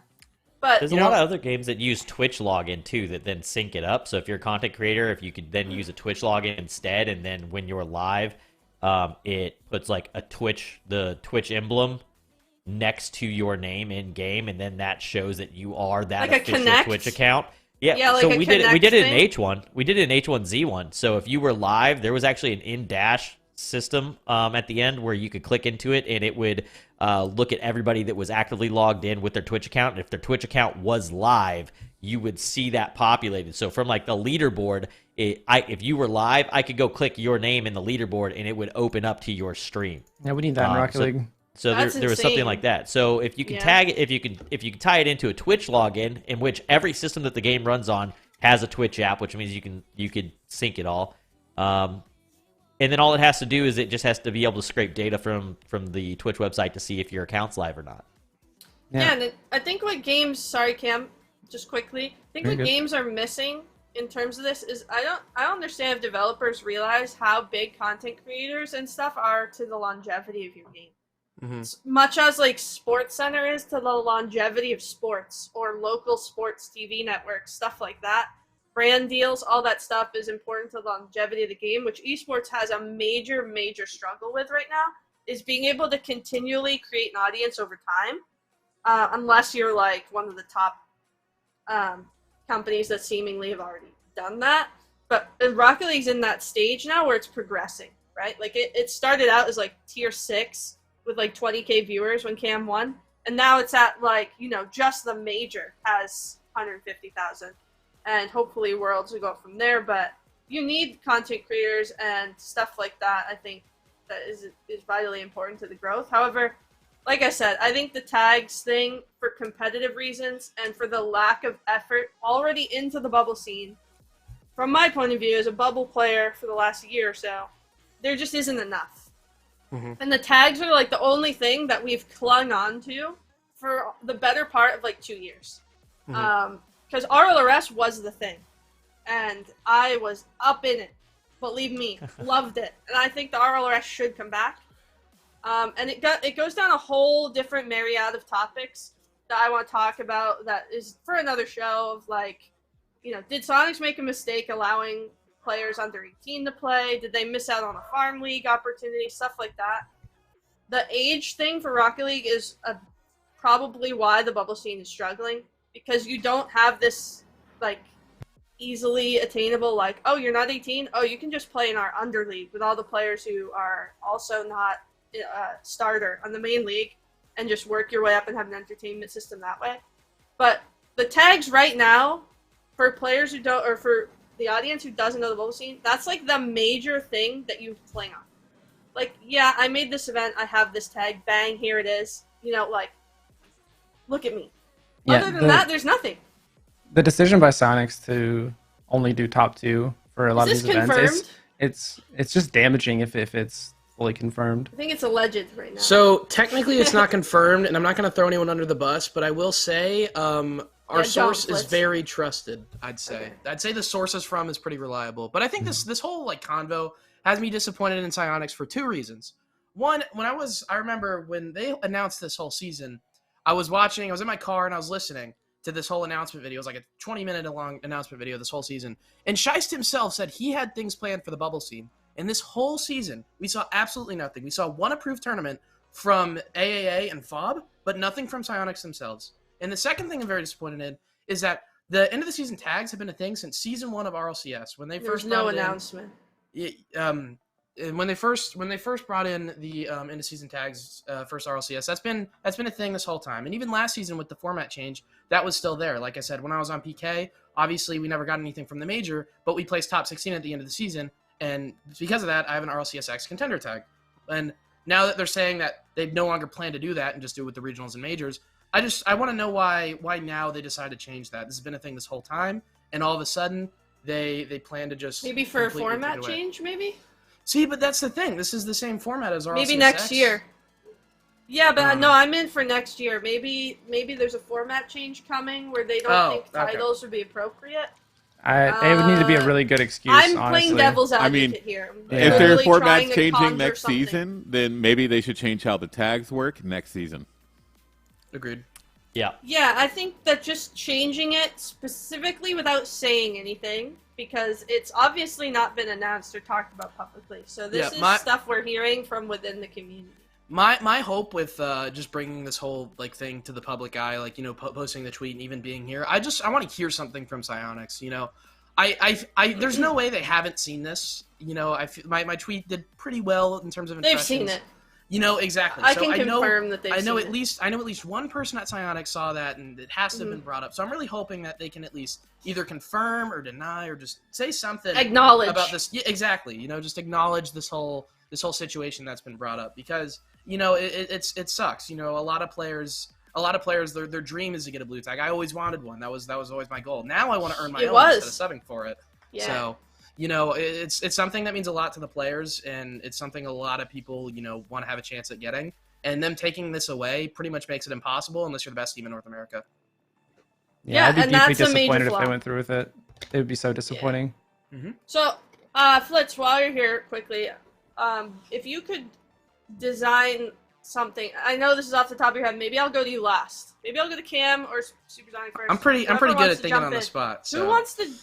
What would you do for the bubble scene heading into next season to provide some sort of platform and stability for that? I want to say the word region. I obviously know it's not a region, but like player base, the bubble scene player, like 24 to 16, I would say, maybe even 16 to 30. Like, yeah, I'd say the first thing you want to do is kind of draw the line of where you draw the line of pro. I draw it at top 16. Some people draw it at 12. Some people draw it at 8. Would you create a league?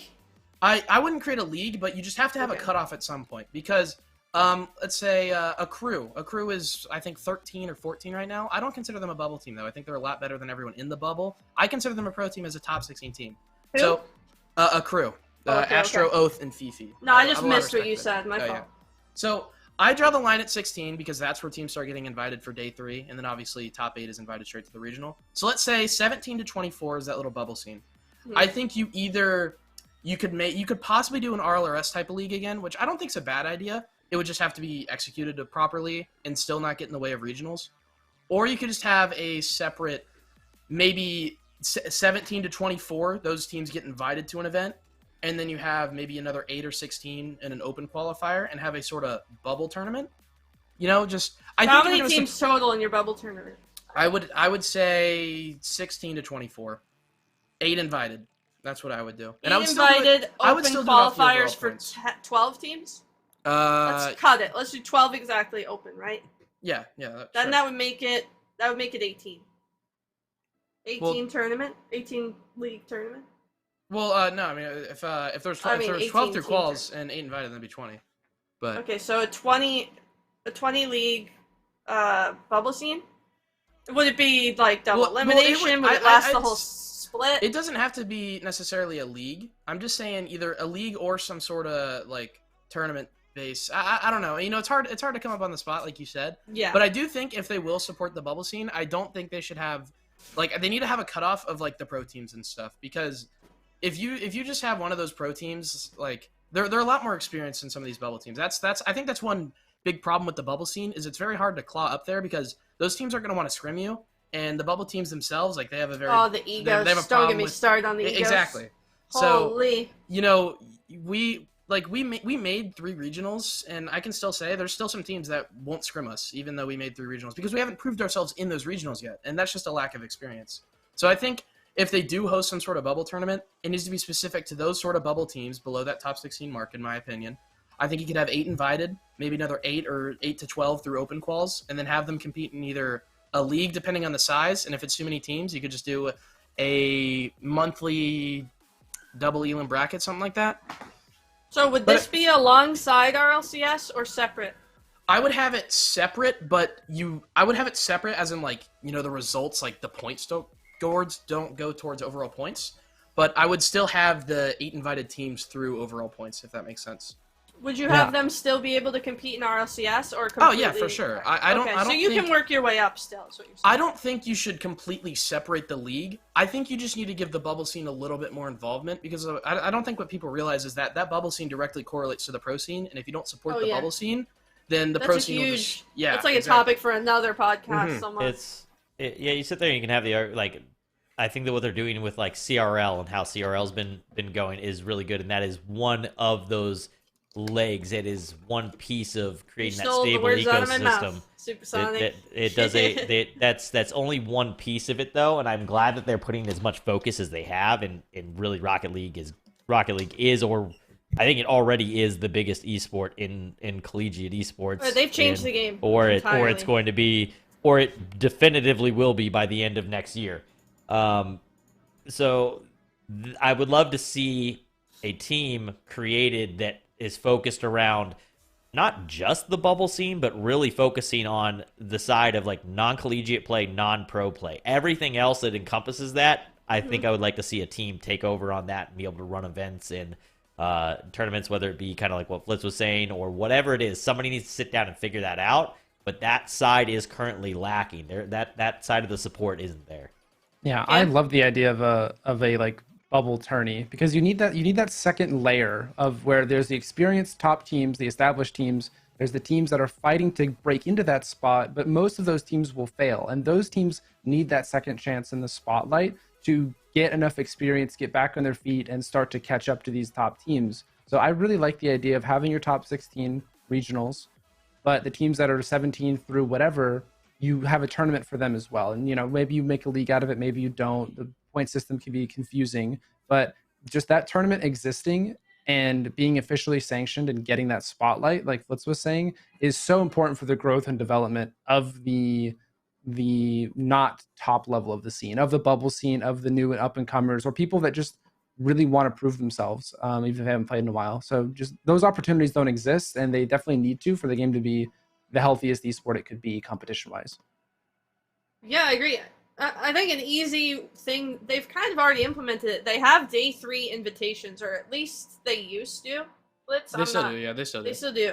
So I think that's like a good start. I think that you can easily take the day 3 invited teams and make a mini league out of it before RLCS, kind of like a mini tournament, and just format it a bit different and like put some spice and flair onto it from a production side. And let some community casters get on it, because right now also, while we're talking about bubble scene for casters also, there's currently no support for any of those people coming up. So what the target is for the main broadcast and stuff like that, there's not enough in terms of being able to develop new caster talent either. Exactly. So what you have sorry, Flitz, 1 second, is no, you're good. What I was going to say, Supersonic, was, before you said that, was that you have this spot in the scene that you can develop everything you need for your top level production and even test stuff.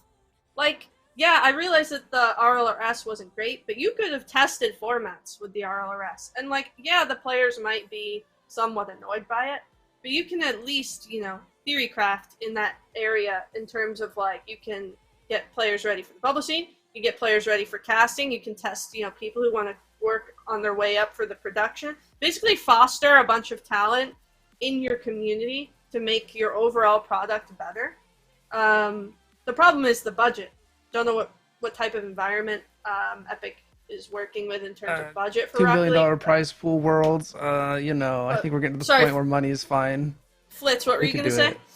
I was just gonna say, like, it seems like Psyonix is almost catering to like the very top. The bubble scene's been asking for stuff for a while, and the most money we've seen put into not like the very top was $20,000 tournaments and Sideswipe. Like, I feel like they're almost ignoring it, and I don't like that. They need to start putting, and even with the casters, they need to start supporting, like not just the top guys, but the people on their way up as well. Is just kind of Does CS:GO have, or did CS:GO has like layers to their game, don't they? Does League have that? League has a lot of layers. League has layers too. I imagine that all of these esports are top 1 because they've figured this stuff out. The way that CS:GO does it, in my opinion, is the best, and it's because Valve is very hands off. They just they tell tournament or like big tournament organizers are like, hey, yeah, go do whatever you want, have a fun time, and then if it's a big enough event, they'll come in and be like, change this around a little bit, do that, and you're good to go. But otherwise, they let their scene run itself. Like all the big Counter-Strike majors, like ESL1 Cologne and like all the others that happen, those are all Valve just being like letting tournament organizers do their thing and not getting super duper involved, which you don't really see as much in Rocket League and other esports as well too. Like League of Legends, like Riot is very also hands-on how they want that to be handled. But I think it's one of the benefits of CS:GO in that they're just like, yeah, just do stuff. That's fine. Yeah, I kind of wish Psyonix was like that a little bit with the bubble scene. Like, here's a tournament, here's some money, get some casters together, stuff like that. And I feel like the scene is yearning for it. It's in a spot where people are thirsting for it. Bubble players want more stability. At least I did when I was a bubble player. Clearly, Flitz feels the same way. And I think the traction that your tweet got is evidence enough that a lot of other players feel that way. And I think it would be easier also for orgs coming in if they did something like a CRL, where they just had someone in charge of, like, the league below RLCS, so that there's just something to work your way up into. I realized that great storylines were made by, like, what was the name of Memories team when they beat Cloud9? Set to Destroy. Set to Destroy, yeah. Yep. I almost called it X-Set, but it's Set to Destroy.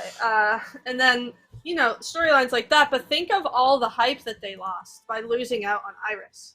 And I realized that, like, it was a great storyline and everything, but there are players that people care and want to see. And Iris was, like, a team that would have been major in RLCS had they made it.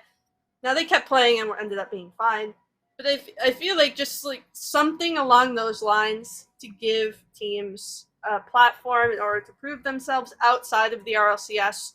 Or same goes for casters, producers, people within your community that you've invested in. They've done such a great job at heavily investing in the community. We talked about earlier in the program how Psyonix is, like, #1 for me in terms of community investment in esports.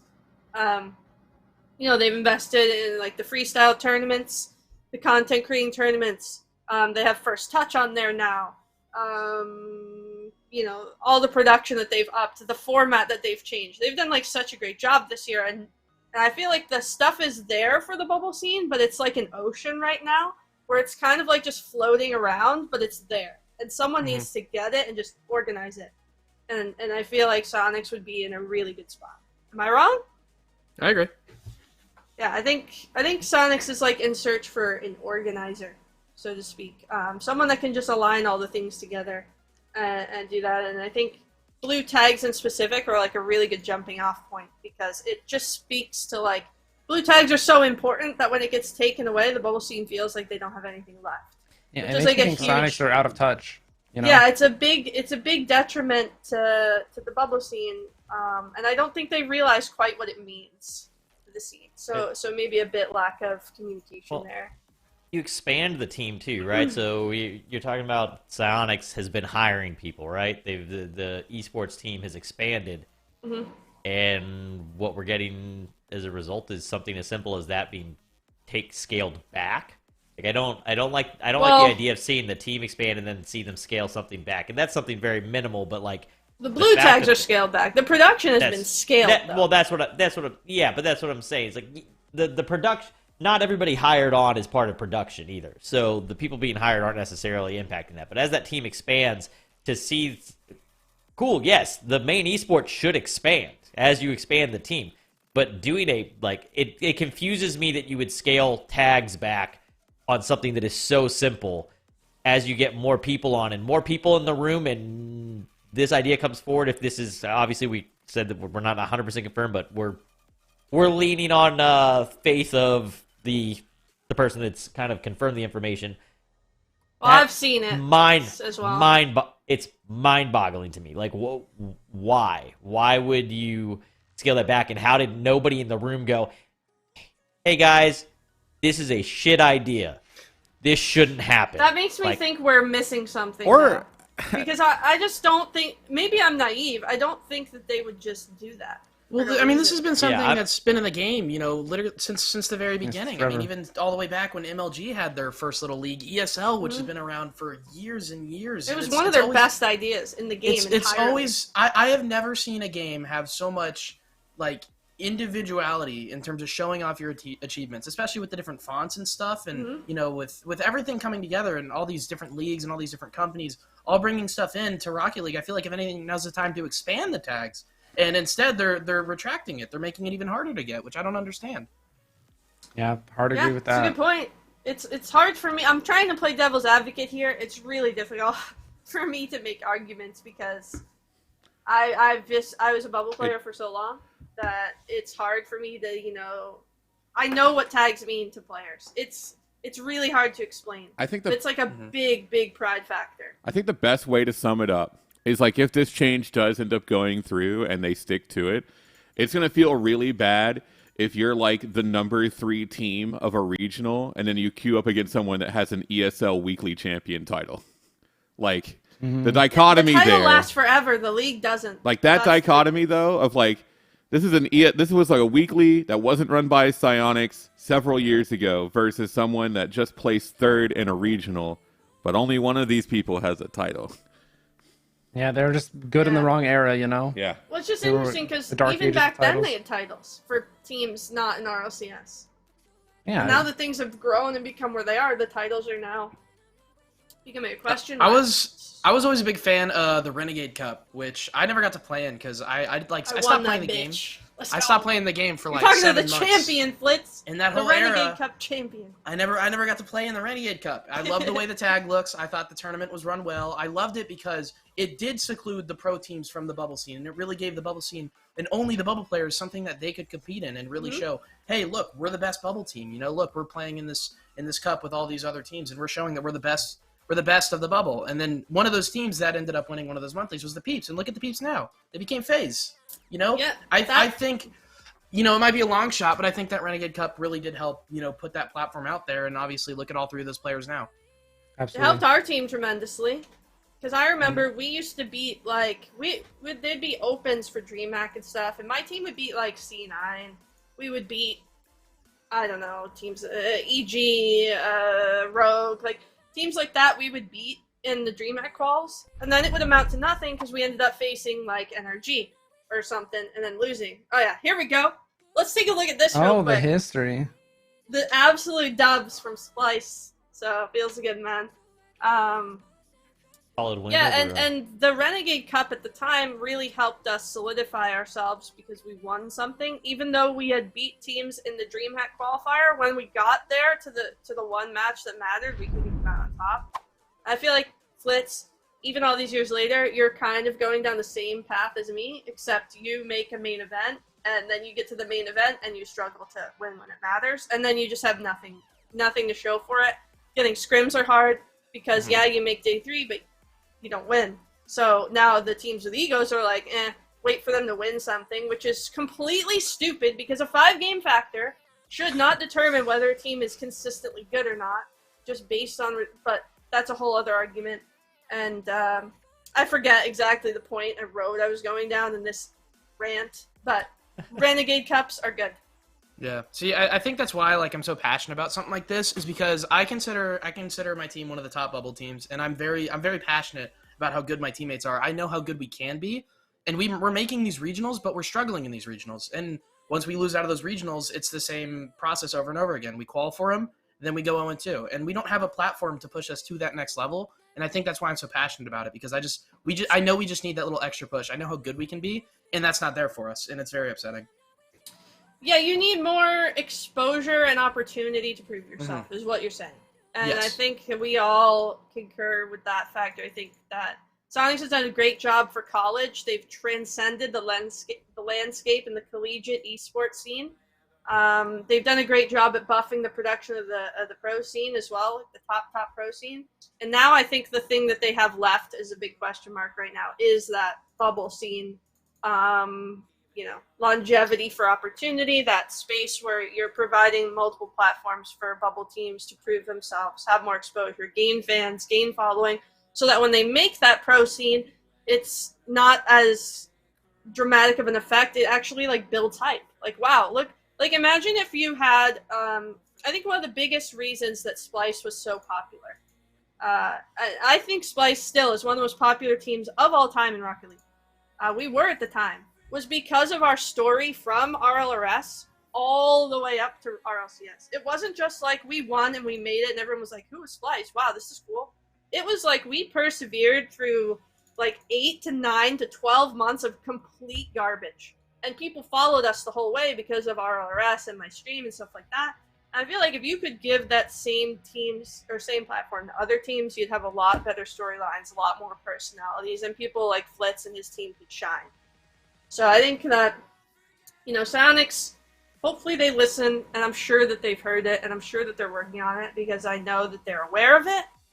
And, you know, usually Psyonix, the communication they need to work on, but eventually usually things happen. Hopefully we can aim towards that. Flitz, real quick, we are going to wrap up here. Mm-hmm. Do you have an early Worlds prediction for me? Who's your team you think is gonna win it, and a team you think that is gonna overperform and underperform? Worlds prediction. Okay. I gotta think. Can I like for my underperform? Can I say like someone might not make it out of wild card? Yeah, you can do that. Do you want us to come back to you? We can do the other two first. Yeah. Let me give it a look real quick. We'll throw it to Cam because Cam and I have had this conversation before. Yeah. So the underperformed team, I think, is going to be Dignitas. Sadly, I mean, there's actually a lot of underperformers. Aww. I think there's going to be a lot of underperformers this event.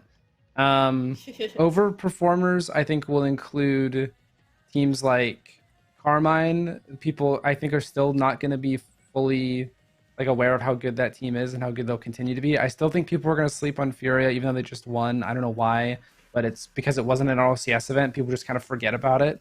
So I have them in like the quote overperformed category. Like I wouldn't be surprised if like Falcons, Furia are top 4. Like they're in the semifinals opposite each other. But the winner is near impossible for me to predict. I think. I mean, if Falcons are in the final, it's hard. It's hard for me to predict against them. The only other team that could beat them right now has been Moist, but I'm NA biased, and I think V1 are looking like the best NA team right now. So I'm going to go V1 for just overall winner. Supersonic's getting all hyped up down there. Supersonic, who you got? Overperformer, underperformer? V1's gonna finally have the overperformance. They're gonna win it. I'm going with Kronovi on this one. Big dubs for them. Underperform. I don't know why. But to me, it definitely feels like I could see a Dig or a Space Station not making it through wild card. Okay. I could see something coming up and them having a bad performance through there. It just more of a just due to up and down performances. I could see it just being problematic for them there. So I'd say I could see either one of those teams possibly having just an unlucky day and not making that a wild card. Yeah. There's an obvious one that I didn't touch. What? NRG, baby. We dodged the bullet. We dodged the bullet. So I mean, they're dodging the wild card bullet. They're not gonna. Cool. They got to avoid going home in wild card stage. I'm happy for them, but like they have not performed. There's not a chance I put any kind of. If I'm a bet man, putting money on it. NRG is my last pick out of those 8 up there. I will pick any of the other 7 before I pick NRG. Any of the other 7? Right now.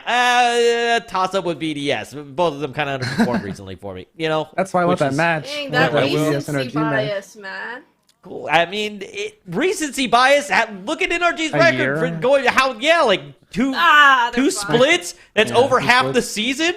Like, I mean, I think at this point, NRG has not been playing well for so long that you might have nostalgic bias because, like, it's been a minute. It's been a minute since NRG has performed well. And I'm also along the same lines. I think that it's a 50-50 for who wins Worlds between Moist and G2. I think it'll be one of those 2 teams. I think V1 will go far. But I also, for underperforming, I don't think NRG wins a series. I think they go 0-2 and out. Woohoo!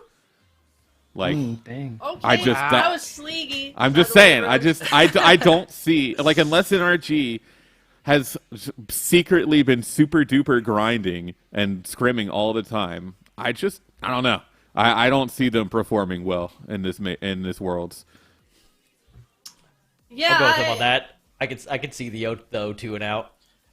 I'll go Sleeky on that. Good choice. I think NRG are going to overperform, actually. I don't have them winning it. I do have them doing well.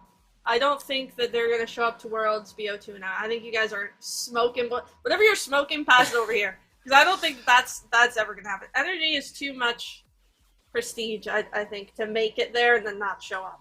You're letting prestige blind you right now is what's occurring. I'll admit it if it happens. Right now, I can't. And I'm also an RG stan. I can't pick against them. Underperform for me. Captain America. Yeah, exactly. Captain America, come on. Cool. If it was Captain America only and it wasn't the team as a whole, maybe we could say that. But the team as a whole is not functioning. I see them at worst going 1 and 2. There's no way they go 0 and 2. Yeah, they don't go 2. That's bold. Underperform for me is tough. To me, it's probably, I don't know. I want to be bold and pick Moist because I don't think the format favors them very well, and I feel like they're format reliant because of needing secondary chances, and the finals is single elimination. So Moist doesn't show up until they're knocked into lowers, and then they get angry. Yeah, I think my underperform will probably be either them or FaZe. Moist or FaZe, I think are gonna struggle, and I had FaZe winning everything, so it hurts. But we'll leave it to you, Flitz. What you got? I think for my overperform, I was so impressed with Falcons in London, and I was so impressed seeing them in person at Gamers 8. I honestly think they could very much take this home. I think. Oh yeah. I think this team wants it more than anyone else. I think Turk is incredible. He might be my favorite player to watch. Turk is so good. So I think Falcons are going to make it to the finals. I don't know if they win it. I think they're making it to at least the finals. I think they're going to do very well. In terms of underperform, I do think NRG are not going to do as good. I think they're going to get top 12. I don't think they're going to go top 16. I think they're going to get top 12. I don't know if I would consider that an underperform, though. That's average, probably. Yeah, see, with them recently, like overall, yeah, but with them recently, like I feel like some people might just be expecting that anyways.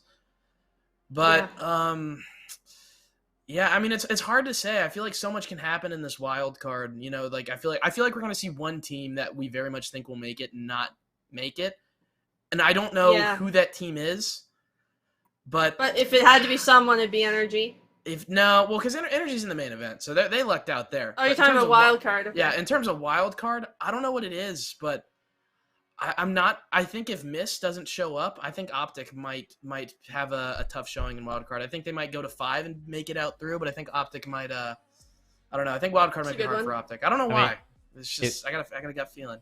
I mean, Renegades has to go out early so CJ can make it over to the desk to catch that day rate. So, it's true. Renegades may have a rough run there. For the broadcast. CJ's going, if I throw here, I get X amount of dollars, and now I collect day rate on the desk. Karma strategy. CJ's got conflict of interest going on. That's the karma strat. He stole that from me. But we do have a caller on the line. And we're going to kind of go back because his topic is an idea of how to make a bubble scene work and wants your opinion. So I'm going to drag him in, and let's bring him in. Mac and Cheese, are you there? Hey, how you doing, bro? Howdy. Where are you calling from today? Scotland. Okay, yeah, I can hear. My boyfriend's from Dundee, so I recognize the accent. What's your question for us today?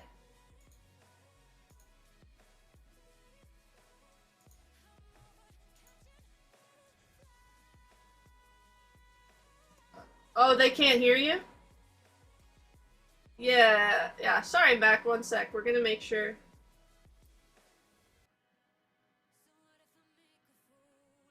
Okay.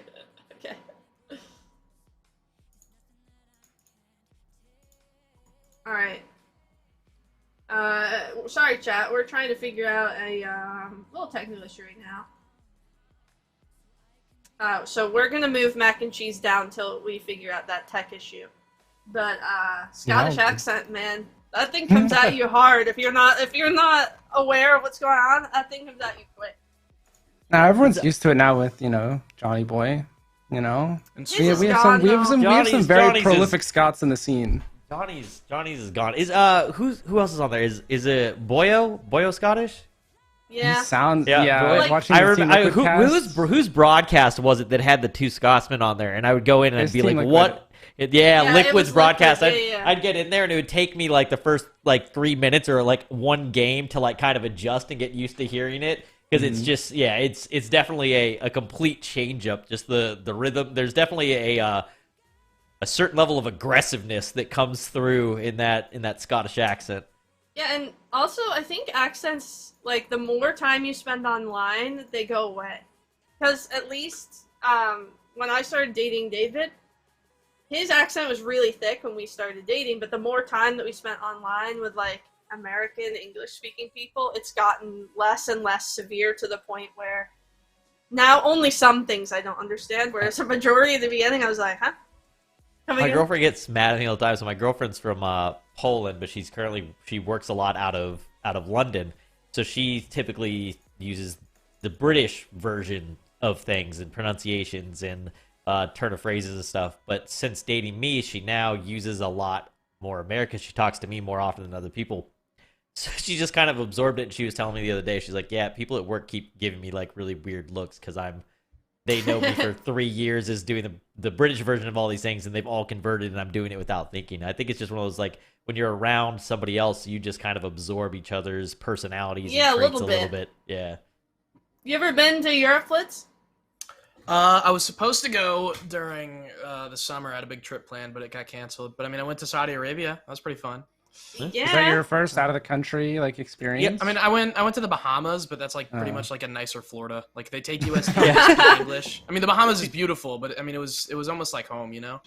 Did you get to run around at all in Saudi, Flitz? Oh Did you yeah, get to check dude, everything out? I went to a few malls, which were crazy. Went to the city. I went to this thing called the Sky Bridge. Got to see the whole skyline. We did the Sky Bridge the last night. That thing is cool. Nuts. And on the very last day, we went ATVing in the desert, which was like the coolest thing. Yeah, you guys made it out there. You were one of the ones that made it out there. Yeah, cool. It was. I saw Gaiman do it, and then I saw like their little Twitter post. I'm like, I need to do this. This looks so cool. Yeah, we didn't get the time to make it out there. I was gonna recommend you guys do that because I have family in Qatar, and when my family goes over there, I haven't been, but they've always gone ATVing in the sand, and they send me videos and pictures, and it's wild. It was so cool. It was awesome. Yeah, the Sky Bridge, for anybody that didn't see any of the pictures, go check out either Flitz or mine or basically anybody out there, I think, managed to make it to that Sky Bridge. The Sky Bridge was insane. It's 99 stories up inside of the Kingdom Tower.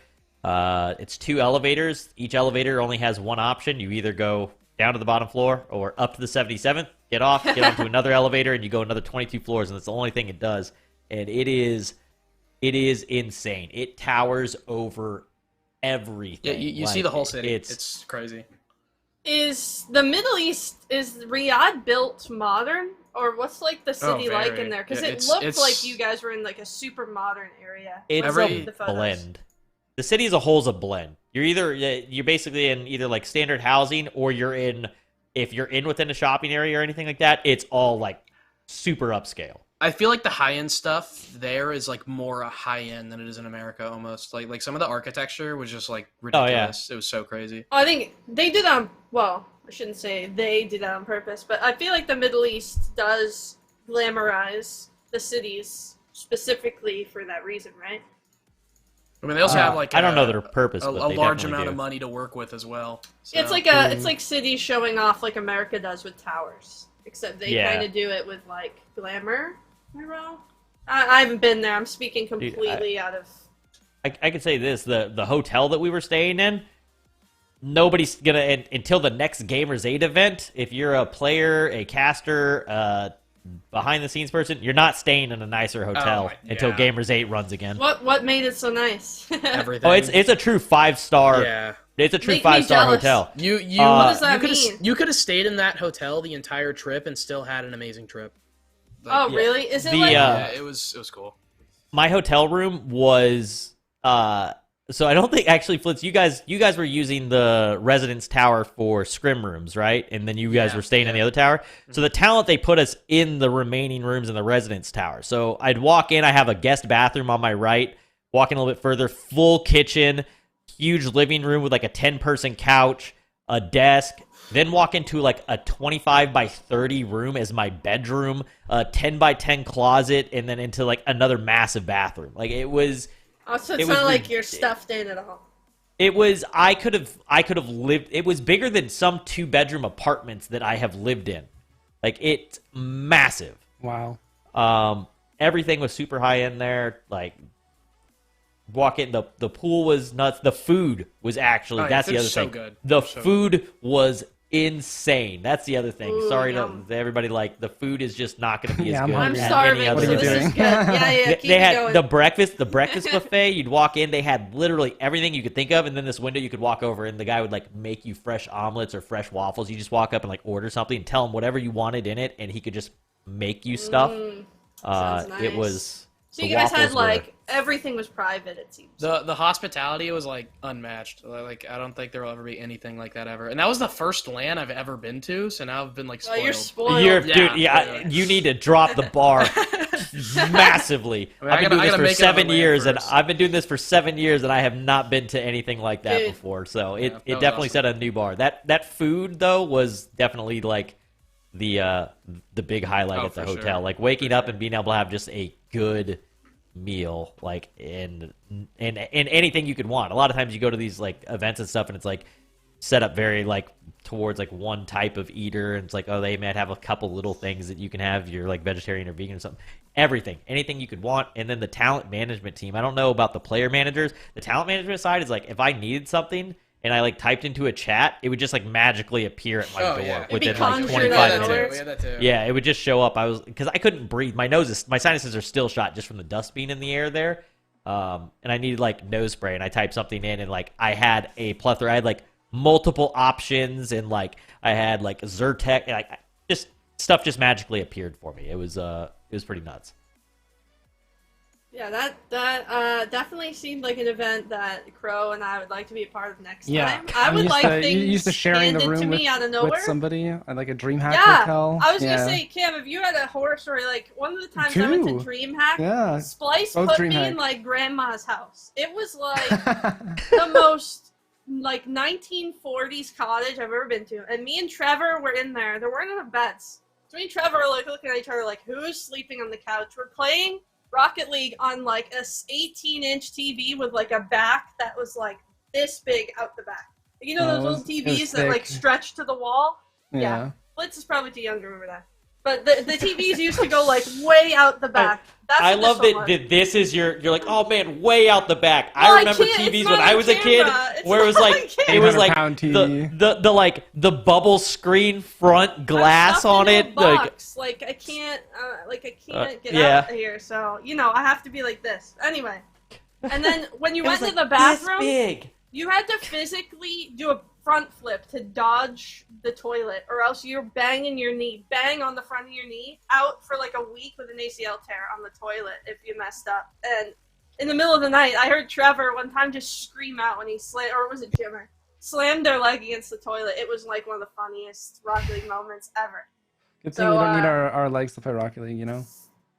Yeah, I don't know if you have a story like that, Cam, but just some of the places I've been for esports, not anymore really, it's become a place now where it's way more industrialized, but at the beginning was I'm surprised I did it, is like how I would describe it. Yeah, just some cramped rooms. Maybe I think only once the water at one of the hotels was kind of not amazing. Yeah. But no, I had a few nice hotels as well. Like all the official RLCS bookings are always very Yeah, nice. anything but official's been the great. Gamers 8 just sounds like it's a whole nother level. I'm very jealous.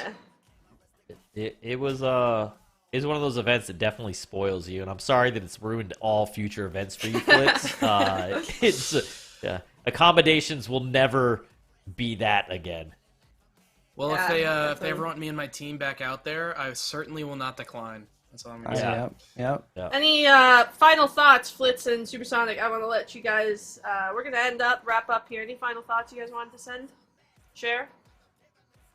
Are you both all set? I think I've used just about every thought I had in my brain for the course of these conversations. I think I got them all out there. You want to shout yourself out real quick? The right above my head.